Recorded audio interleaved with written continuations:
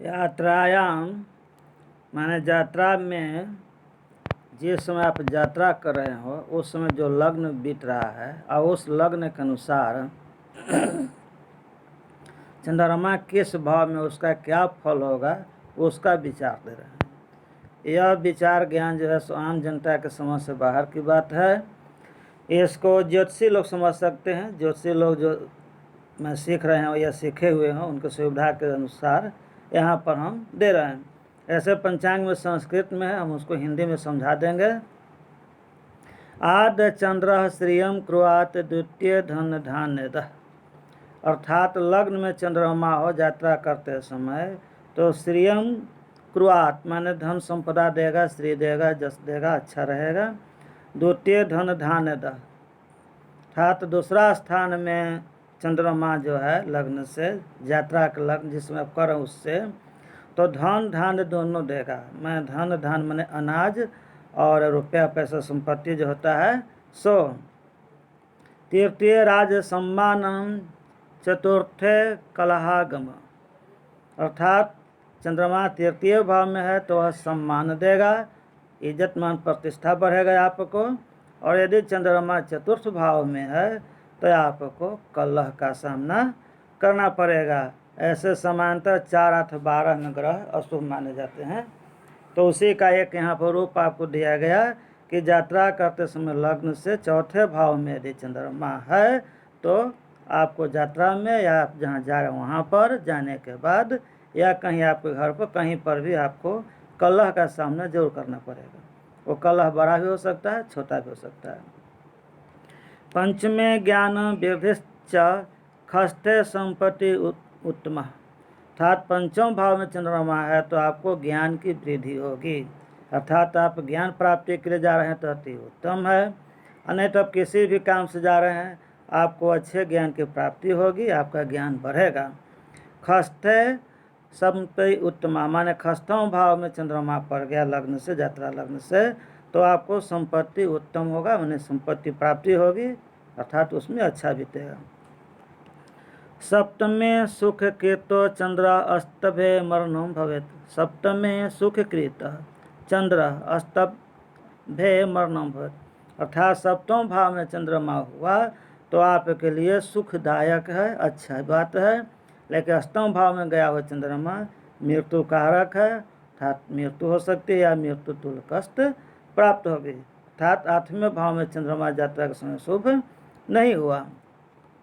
9वें भाग वृद्धिश्च 10वें सुख संपदा, यदि 9वें भाव में भाग्य स्थान पर चंद्रमा है तो भाग्य में आपकी वृद्धि होगी, अर्थात शुभ होगा, अच्छा होगा। और 10वें है तो सुख प्राप्ति होगा, ये भी आपके लिए अच्छा रहेगा। एकादशम सर्वलाभो द्वादश च भयावह, माने एकादश भाव में चंद्रमा है तो आपके लिए शुभकारी होगा और द्वादश भाव में है तो भयकारी हो जाएगा। अर्थात 4, 8, 12 स्थान में गया हुआ चंद्रमा यात्रा के समय शुभकारी नहीं है, जिसमें अष्टम भाव सबसे ज़्यादा अशुभ हुआ। आवश्यक द्वादशे गते यात्रा कार्य अनिष्ट चंद्रदानात्, अर्थात आवश्यक हो जाना जरूरी हो तो चंद्रमा की शांति का उपाय कर करके जाएं। और 8वां भाव तो कोशिश न करें, लग्न बीत जाने के बाद यात्रा करें। दान सामग्री, तो कुछ दान सामग्री है जो कि दान करके ब्राह्मण को देना होता है। इसमें उजला वस्तु की प्रधानता हुआ, जैसे दही हुआ, चावल, अरवा चावल सफ़ेद जो होता है वो,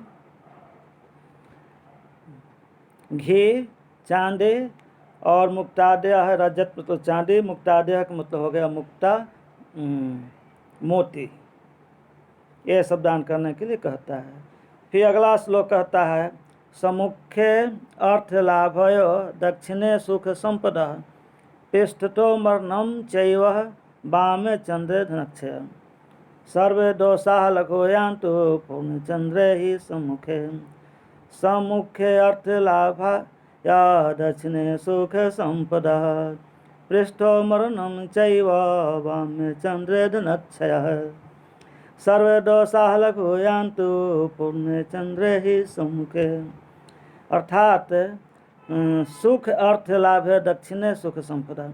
यदि चंद्रमा यात्रा के समय सन्मुख है, ये ज्योतिष विचार है, आपको समझ में जनरल लोग नहीं आएगा, तो सम्मुख चंद्रमा है तो सुख संपदा है, सम्मुखे अर्थ लाभ है, मैं सन्मुख है तो धन की प्राप्ति होगी, और दाहिने है तो सुख संपदा प्राप्त होगा। यानी लग्न से हुआ और फिर आप जिस दिशा की ओर यात्रा कर रहे हैं उसके अनुसार आपका चंद्रमा किस भाग में पड़ा, ये दूसरी माने का श्लोक हुआ, दूसरी बात हुई, दूसरी चर्चा। पृष्ठतो मरणम चैव, यदि चंद्रमा पीछे पड़ता है तो मरण होता है, अर्थात मृत्यु तुल्य कष्ट होता है, दो में से कोई एक अवश्य होगा। वामे चंद्र धनक्षय, और बाएं चंद्रमा पड़ता है तो वो आपको धन की हानि करेगा। सर्व दोषा लघो यान्ति पूर्ण चंद्रे ही सम्मुखे, अर्थात ये कहता है कि सारा दोष लघु हो जाएगा, छोटा हो जाएगा, प्रभावहीन हो जाएगा। कब? यदि पूर्ण चंद्रमा सन्मुख हो। पूर्ण चंद्रमा का मतलब होता है पूर्णिमा की चंद्रमा, तो पूर्णिमा के चंद्रमा सन्मुख हो तो सारे दोष जो है सो लघु होते हैं, अर्थात कार्य आपका बनेगा। और इसके अलावा कोई ज्योतिष में थोड़ा सा आगे बढ़कर विस्तार करते हैं तो यदि चंद्रमा पूर्णिमा की हो, वृक्ष राशि की हो, स्वक्षेत्रीय हो तो ये प्रभाव पड़ेगा। जय हिंद, जय भारत।